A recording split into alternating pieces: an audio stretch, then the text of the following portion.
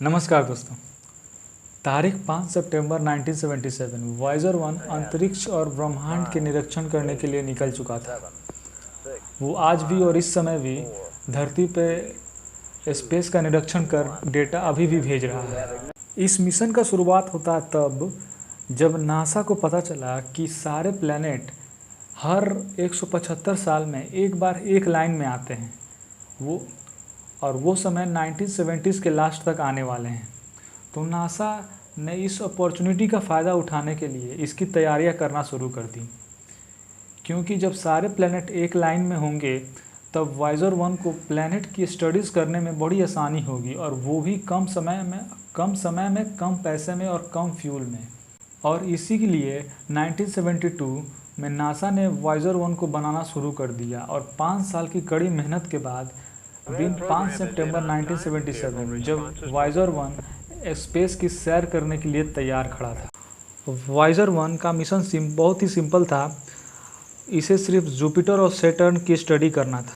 Voyager 1 में planet की study करने के लिए और डेटा ट्रांसमिट करने के लिए 10 इंस्ट्रूमेंट लगाए गए थे, जैसे कि ultraviolet sensors, cosmic rays, charge particles, plasma detector और टेलीविज़न कैमरा और एट्सेट्रा और भी सारे इंस्ट्रूमेंट्स लगाए गए थे। और इन सब सारे डेटा को वॉयजर 1 से कलेक्ट करने के लिए, वॉयजर 1 से पृथ्वी पर कलेक्ट करने के लिए नासा ने कई जगहों पर बड़े बड़े एंटीनाज लगाए हैं, जैसे कि कैलिफोर्निया यूएसए में लगाए हैं, मैड्रिड स्पेन में और कैनवेरा ऑस्ट्रेलिया में। 5 सितंबर 1979 जब वॉयजर 1 ने जुपिटर की पहली तस्वीर ली, और उसके बाद 12 नवंबर 1918 जब वॉयजर 1 ने सैटर्न की पहली तस्वीर भेजी। वॉयजर 1 ने जुपिटर और सैटर्न को माइक्रो लेवल पे ऊपर से स्टडी किया।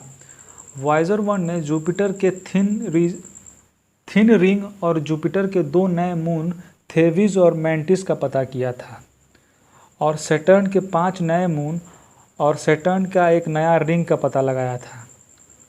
वॉयजर की इन डिस्कवरी ने साइंटिस्ट के कुछ थ्योरीज को गलत प्रूफ भी किया था, जैसे कि जिन मून्स को साइंटिस्ट इनएक्टिव और फ्रोजन समझ रहे थे, असल में वो एक्टिव थे।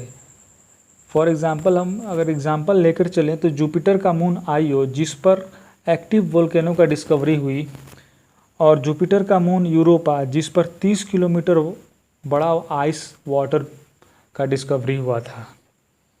यही नहीं, सैटर्न के मून्स का भी कुछ यही हाल था। सैटर्न का सबसे बड़ा मून टाइटन का एटमॉस्फेयर बिल्कुल वैसा ही था जैसा धरती पर जीवन शुरू होने से पहले का था। 14 फरवरी 1990 वॉयजर 1 ने हमारे सोलर सिस्टम का और धरती का आखिरी तस्वीर लिया था।